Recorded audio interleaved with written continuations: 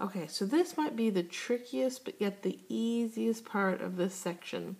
So this part is about Descartes' rule of signs, and what this rule says is that you're going to count the number of sign changes that occur so that you can try to describe the type of zeros that you should have. And by type of zeros we mean positive, negative, and imaginary.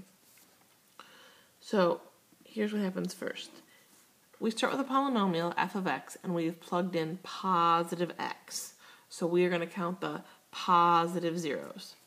And so from here to here I have one sign change, and from here to here I have one sign change, and from here to here I have one sign change. So I have 1, 2, 3 sign changes when I plugged in positive x. So I'll make a little table, and I'm going to call it positives, negatives, imaginaries, total. So here's the deal. When I plugged in positive x, I had 3 sign changes, which means I could have up to 3 positive zeros. Imaginary zeros come in pairs. So if I start with my 3 right here and I take away 2 because those are a pair, I also could only have 1 positive zero. So those are my options for positive. So now I need to do f of negative x. And so if I do f of negative x, this first term is going to become a negative x cubed. And the next term is going to stay negative because when you plug in negative in here, a negative squared is a positive times a negative that was there is a negative. And then minus my 6x and minus my 4.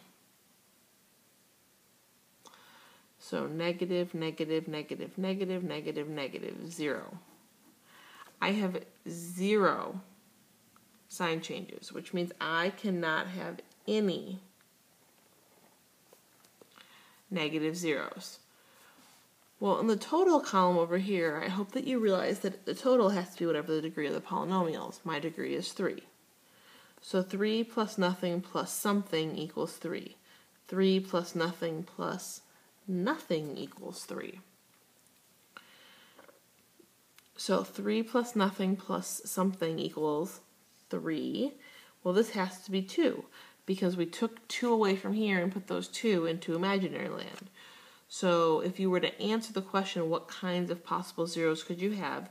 You could have 3 positive rational zeros, or you could have 1 positive rational zero and 2 imaginary zeros.